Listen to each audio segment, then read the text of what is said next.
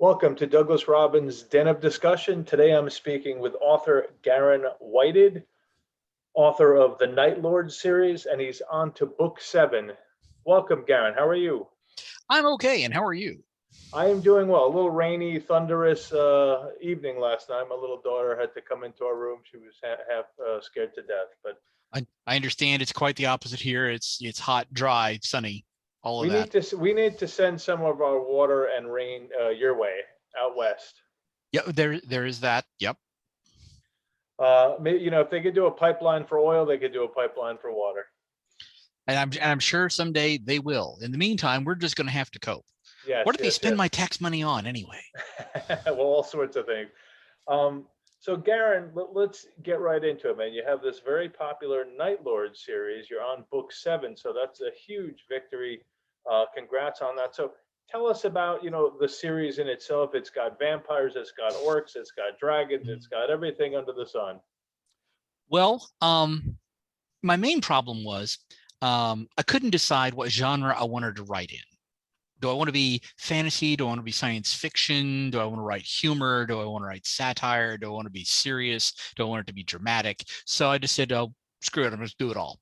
Yeah. So the Nightlord series is really the diary, if you will, about written by the protagonist. It's a first-person perspective by the guy. He's Eric.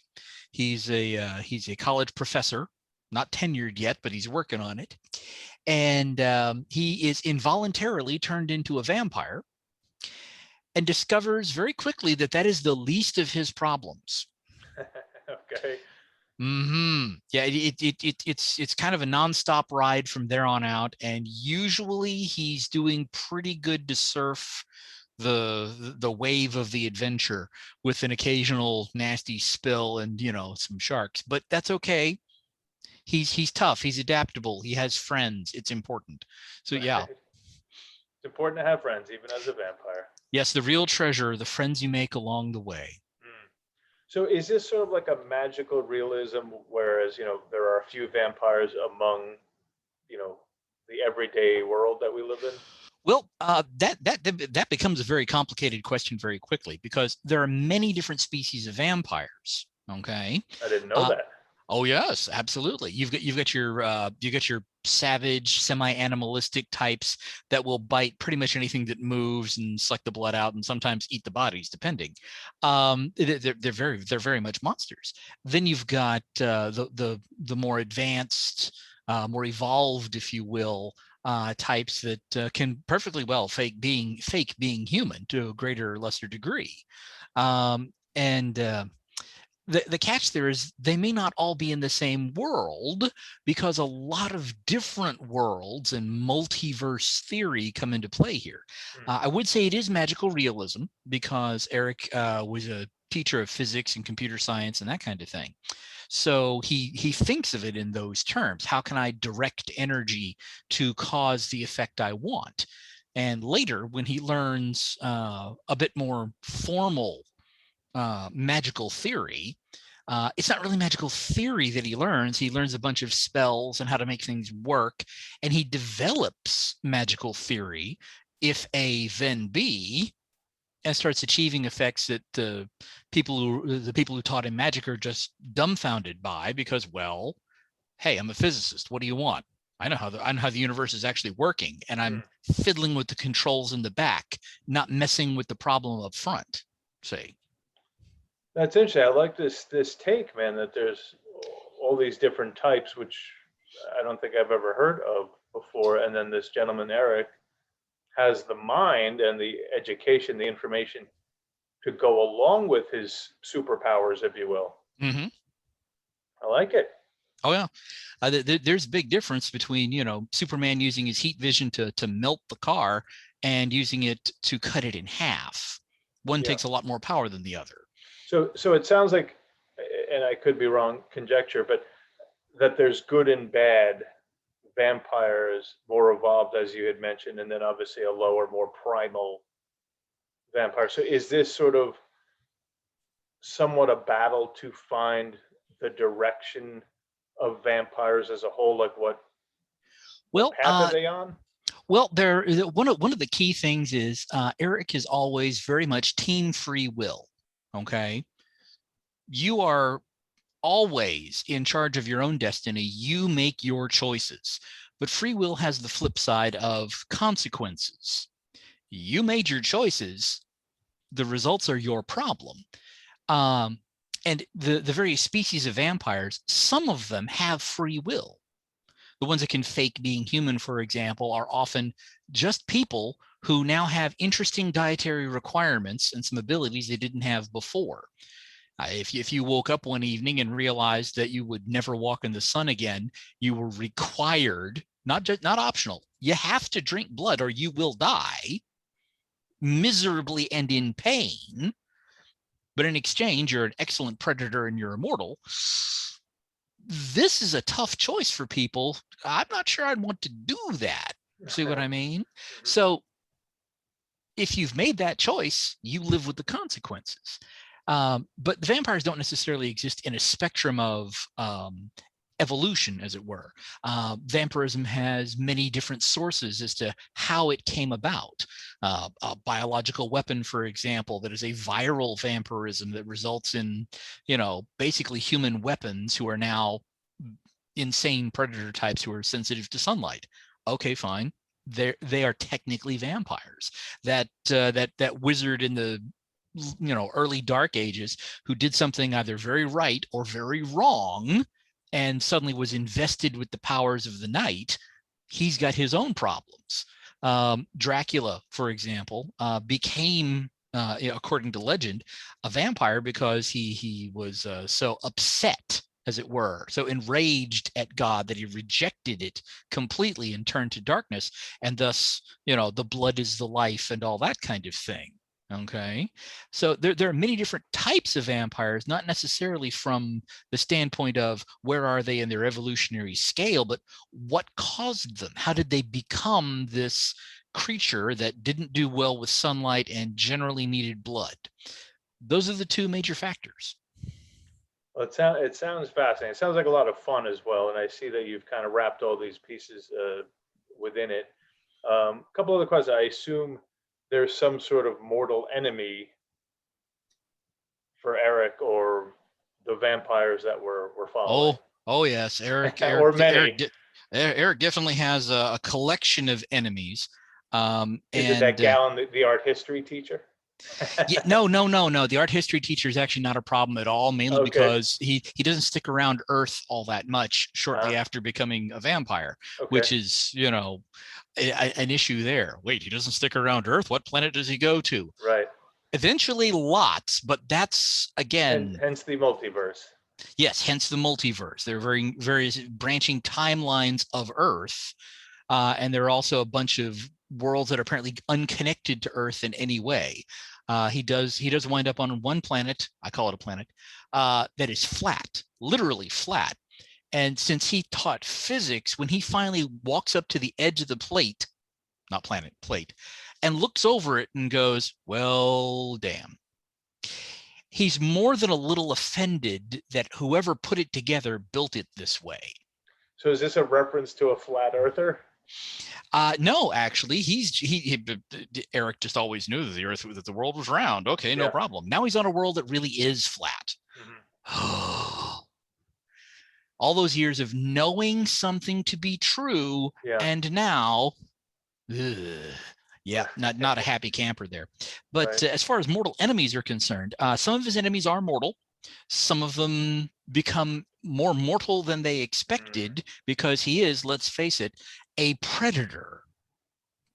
He has no compunction after a while, at any rate. It's part of his character arc. He winds up having no compunction about killing off people who are trying to kill him. I'm sorry, you're my enemy. You're trying to get me killed. You're trying to mess with my plans and destroy people and blah. No, I'm just going to kill you. What? Wait, hold it. Aren't you the hero? Yeah, anti-hero, goodish guy. Right. Good, a gray bad. area. Good, bad. I'm the guy with the gun. Yeah, so yeah, pretty much. It's funny that the term is mortal enemy when you're dealing with immortals. So I guess it would have to be immortal enemy. Nemesis. That's the word we want. He has several of those, and one of his main nemeses is he goes through a bit of an ordeal where a dark and evil entity of great power and force temporarily kind of has him in his clutches and is trying to do something to him. It's never really explained terribly well because, again, it's told from Eric's point of view. If he doesn't know what's going on, he can't tell the reader. But it winds up copying, as it were, some of his darker and more unpleasant aspects and turning it into an entity of itself, sort of a darker shadow of Eric. And from a literary standpoint, he's basically he's his own worst enemy in many ways, which is often the case for people in general, actually, which kind of points up the fact that he's a person, he's a human being, or was one at one time, but now he has some serious issues because, again, he's not really human anymore. He's an immortal entity now. There's a lot that goes on in that character arc, and it's a fight. It really is. Yeah. Sounds conflicted. Yes, quite a lot. Now, does he, to touch base slightly, does he lose his soul? That's often something, right? Vampires don't have as a soul. Does Eric lose his soul or have a soul? Now, arguably, he still has one. Because he is a vampire that drinks life, drinks blood, works with magic, all that kind of thing. He has some questions about what a soul actually is, and he's not certain that he's ever actually been able to detect one, much less do anything with it. However, he has noticed that his particular species of vampire has a peculiar, I want to say biological, but that's not quite correct when you're dealing with a quasi-undead entity here. One of the peculiarities of his particular species is that during the day, he is largely a mortal man. For example, Dracula used to walk in sunlight, but most of his powers were suppressed. Something similar happens here. However, Eric has actually got a heartbeat. He sweats, his hair grows, that kind of thing. At night, though, his heart stops beating. He doesn't need to breathe anymore, and he is full on undead monster. Okay, great. So long as he doesn't get exposed to sunlight during the sunrise or the sunset in those halfway undecided states, he doesn't fry. No big deal. But if he's killed, apparently he doesn't get up during the day anymore. That's one of the tricks to his species. And and the ones he's observed and the ones he's been told about who suffer this difficulty, generally they seem to be a little less empathic. They seem to be a little less creative and just brilliant. I mean, sure, they still have all their memories and they still act largely like they did, but they're more going through the motions, as it were. So the theory is, as long as he can avoid actually getting killed during the day, he's still got his soul, and somehow it goes away if he dies. But again, how do you tell for sure? Well, that's always a loaded question. Yes, how do you tell for sure? For any of us, but Yeah. it seems like during the day he grows his hair, his heart beats, etc. That's his most human, and that's when he's most vulnerable. In large respect, yes. However, at night, he has certain vulnerabilities that don't bother him during the day. He'll walk into a church during the day, think nothing of it. Yeah. However, at night, that's more of a problem. Holy ground, dares not set foot on it. It's bad for him. Yeah. People pick up their holy symbol and they wave it in his direction, and suddenly suddenly he starts feeling the roasting heat baking off of whatever it is they're presenting. During the day, what? It's a metal thing you're waving at me. Stop symbol. That. Yeah. See? So there are some trade-offs. One more question. So you had mentioned the timeline. Does it does he go back to historical periods that, most people would be more familiar with, Civil War, etc.? In many cases, yes. What happens is apparently there are two main classes of worlds in the multiverse. In one of them is Earth, and Earth apparently branches at many points all throughout history. Sometimes one world, one variant, alternate Earth will move more quickly along the timeline and will seem to be at a later date. As a result, he can go to that one and visit the year 3000. Others have not moved along quite so far, and he's visiting the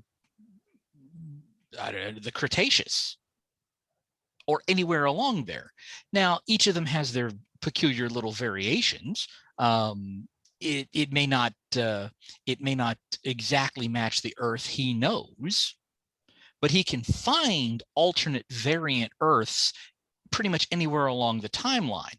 That doesn't necessarily mean that it's going to be exactly the way history says it should be, or that anything is destined to go that way in the future, depending on where he's going, where he winds up. But they are worlds of possibility that exist within the Earth timelines that are branching. So pick a branch. It doesn't affect the other branches. He just gets to go there and visit. And this obviously taps into his physicist's mind. Yeah, quite a bit. Yeah. Also, he's it helps a lot that he's got the magical training of being a wizard, so that he can actually use spells that open gateways. He can find alternate Earths by, opening a mystic gate and stepping through it. Look, now I'm thinking with portals. Well, he sounds like an awfully fun character, I'll tell you that. Oh, I've had a lot of fun writing him. I would think so. I had written a sci-fi piece called Narracon a few years ago, and I realized the boundaries are much wider. You can do so much more with a sci-fi fantasy piece than you can with quote unquote the real world, because that has to adhere to such and such rules that everybody accepts.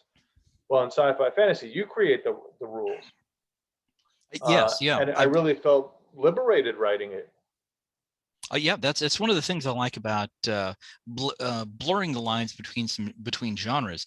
You've got hard science fiction. I wrote a novel, Luna. It's the most cheerful post-apocalyptic thing I could come up with. Sure. I mean, everybody's all the survivors are on the moon. It's a near future thing. Horrible things happen to the planet. Okay, well, at least we still got our lunar base. But that's hard science fiction. Everything that happens there, we could do if we wanted to spend the money. Okay. But then you move into sort of a blend of the two when you get into science fantasy, which is more like Star Wars is a good example. How do lightsabers work? Why are blaster bolts only so fast? Why aren't they just using lasers? Those are light speed, right? How does hyperdrive work? We don't have actual scientific explanations, perhaps. We can't build those. We can only theorize maybe about them, but I have a ray gun. Stop asking questions. Right. Science fantasy. Yeah. Yeah. And then, of course, we get into the whole, I have magic and technology. What's that? I have a shoulder-mounted laser weapon. Well, that's nice. Yeah, it's like a bazooka. And I enchanted it, so it's much more efficient than before. Hold it. Wait, you can do that? What? Talk to me about this magical laser bazooka you've got here. Well, the laser's science fiction. The enchantment is fantasy. Between the two of them, I'm punching holes in something. Anything in line of sight, really. You, over there, hold still. Ooh, that had to hurt. I guess if the imagination can come up with it, it can enter the realm of fantasy. Oh yeah, absolutely. There's one scene where Eric is looking up a dragon's nostril, thinking, "I don't want to be inhaled by like a line of cocaine." That was not a great day. So Garon, Nightlord series, like I said, has been doing great. You're on book 7. I assume you're going to be writing book 8. I'm working on an 8th book. Absolutely, you betcha. When did the first one come out? Years ago. Oh, really? Not years in Like, the future, years ago. I'm sorry, but I deal with timelines a lot, so that's always kind of in question there. Time is not the boss of me. Rules something or other. I forget. Um, let's see. I think it was around 2005, 2006. Okay. And this is traditionally published or self-published? Oh no, I self-published this. Absolutely. Way back in the dim and misty, you couldn't self-publish Yeah, because we didn't have the capacity to do that. It just wasn't possible. right. But when it came out, I've been working on the Nightlord Sunset, the first book, for forever. And, I tried to get it traditionally published. And after a few rejections, I was just, you know what? I'm too tired to do this. I ain't doing it anymore. I got other Yeah, things to do. I've got a real job. I'm going to work on that. I'm going to go do the thing. Okay, fine. yeah. And then it's like, wait, what? You mean I can just upload it and people can I know. pay money to download it? How does this work? It's remarkable. Huh. Yeah, Okay, sure. What the heck? I'll go do that. Why not? yeah. Go for it, guys. And once I released it into the wild, it flapped its wings, took a running leap, and off it went. So it's like, well, that's it. Wow, flapping like a chicken, but making some progress there. Keep going, boy. Do you think you were, so it sounds like you had some nice early success. Do you think it was because you were kind of early in the game with the self-publishing? Or was there, because you stayed within the genre? What do you think were some of the particulars that helped you move it along? I think mainly it's just the persistence. The fact that it's been there, it's been available, it's been there forever. So yeah, in a sense, being early to the party, kind of helped because what's been there forever. Anybody who's wandered around on Amazon looking for something, may have come across it. Because I didn't market the thing. There was no advertising that I was doing. It was just present. Hey, maybe someone will like it. And off I went. And that was the end Right. of the story for me. Okay, fine. I'm working on book 2, but I'm not really in a hurry. I mean, I have story to tell, so I'm going to. I have no choice. Yes, We do this thing because we are compelled. Yes. yes. But okay, fine. And I'm working on that.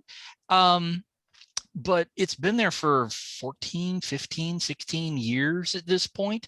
Another couple of years, it'll be old enough to vote. Yeah, okay, fine. It's doing a great job just existing. I'm glad it has. And the fact that I keep adding more books to the series Yeah. means that many more people will go, oh, nice cover art you got there. Oh, book 5 of a series. Hang on, where are the other books in this series? Yeah. And I think that's really the big thing. But I cannot stress how important it is later when you get serious about, I'm going to be a writer. I shall be an author or auteur, depending. But you gotta market. You gotta advertise. You gotta get it in front of people so they go, oh, that. Well, I've never heard of that before. Well, great, you have now. Click here, buy one, go look. Right. And I'm awful at marketing. I am awful at advertising. Mhm. I'm a writer. I don't want to spend the next 6 months know. studying return on click cost evaluation. Did you hire somebody? That's what I did. No problem. Carry on. Go do. You're a business expense. Yay. Moving on. Can I get back to writing now? Yeah. No, I feel the same. Like, I mean, I've been stumbling blind through the marketing world and BookBub ads and promo sites and Amazon ads, and Mm-hmm. it's exhausting. First of Yep. all, this wilderness never seemed to really make any real inroads. Keywords and everything else. So you, and then you got to build your email list, or this is what is kind of Oh pushed. yeah. So Yeah. what you didn't do that. You just switched gears and said, "No, I'm going to hire someone to move on." Yeah, absolutely. You betcha. I mean, I'm a clever guy. I am certain that I could learn to do internet marketing. I could understand the cost per clicks.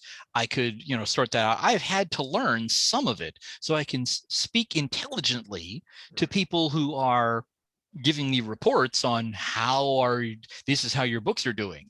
But of course, my perspective is a little different. I look at my bank statement at the beginning of every month and Right, go, right. okay, this is how much I made, Yeah. and this is how much I spent. That's the famous bottom line. And so long as I made more than I spent, okay, now let's see how we can do better. Where did we spend money and not make a profit? Yeah. How much, I had one group doing Google ads, for example, and they were saying, okay, well, our cost per click for conversions and so on worked out to about $3.89 of cost. Wow, too much. And since your book is selling for $4.99, that's wonderful. We're making a profit. I had to point out that, okay, look, once you pass like the $2.99 mark in Amazon's Kindle, Amazon gives you a 70% of the cost. Yeah. So while the book is selling for $4.99, I'm getting 70% of that, which means no, we're not making a profit. Yeah. Oh, I didn't know that. Well, you know it now. Right. So you and all of your clients, whoever they are, now that I'm about to leave, will be much more up to speed on this. Yeah. So are there certain things you could tell, there are some, writers that listen to the show, again, because everybody knows that sort of direct method. Okay, gosh, we need an email list. But how the hell do you get thousands of people on your email list, and besides years and years of collecting them, or annoying friends and family? I said to my wife, "Oh, I need more friends and family." Regular BookBub ads, which seem to I've never been successful at BookBub ads. Some of the other ones I've had a little success with, but what would you say? You mentioned Google ads. What else are you doing that's maybe a little outside the norm? Well, I don't know if it's outside the norm. I'm not the one doing the marketing. For all I know, somebody's going out and painting, Nightlord sunset on a water tower somewhere right now. Which would be great. I'd love that, right? Yeah, I would tell them, no, don't do that. That I don't want to be considered an accessory to the crime. That's graffiti. Stop it. Meanwhile, you done yet? How long it takes to paint? It's beautiful though. Yeah, love your work. My email list has been compiled basically. Again, yet there are some BookBub ads that we've run now and again. Sometimes that helps. Mostly, I have my own website, GaronWhitehead.com. It's got bonus stories on it. It's got some merchandise. There's a map of the world of Rethven, which is one of the places that Eric hangs out a lot. He really starts to consider home more than anything else after a while. But there's also a sign-up list for the newsletter. The newsletter comes out every other month, something like that. And I write it. I've got a story where Eric is wandering around in a science fiction universe, and he's helping Gunnery Sergeant Jerry fix a space battleship. Sort that out. Oh, I see. The human race is currently having an interstellar war with some sort of insectoid-looking race of guys. Okay, yeah, look, I need to borrow your battleship for a bit. It's broken. I'll fix it, but I need to borrow it for a little bit because I need to conduct some tests. Once I've got that sorted out, everything will be fine. I'll give you a brand new battleship. It'll be perfectly all right, and then we can go merrily on our ways. And another chapter comes out next time in the newsletter. And that's how.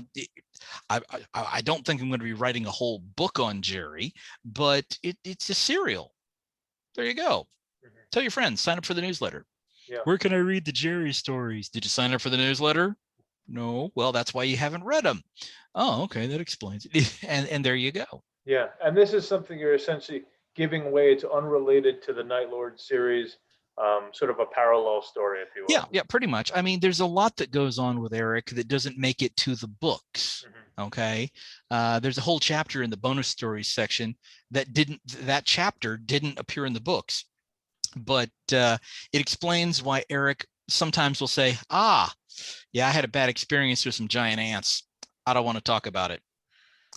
And if all you read are the books, you will never find out why he doesn't want to talk about it.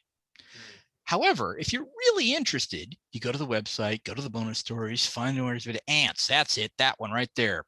Why doesn't he want to?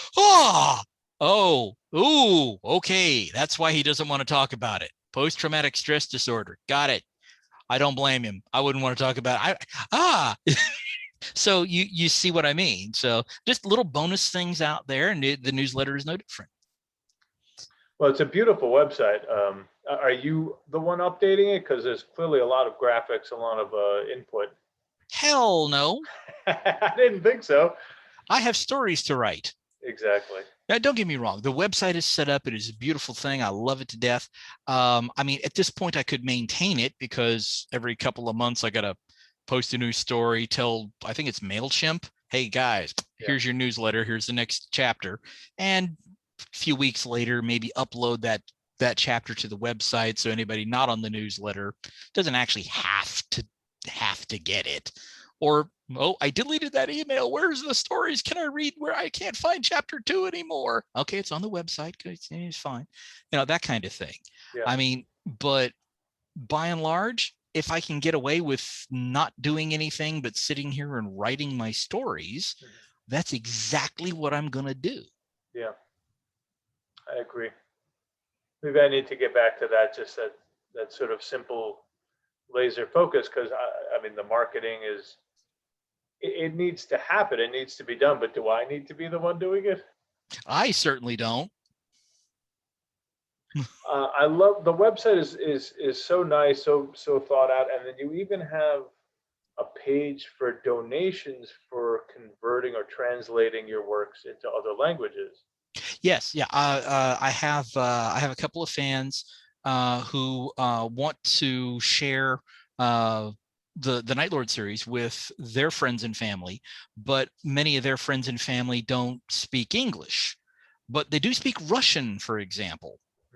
And since people have said, "Hey, got a request for you, could we have it in Russian?" Well, that's what we're working on first.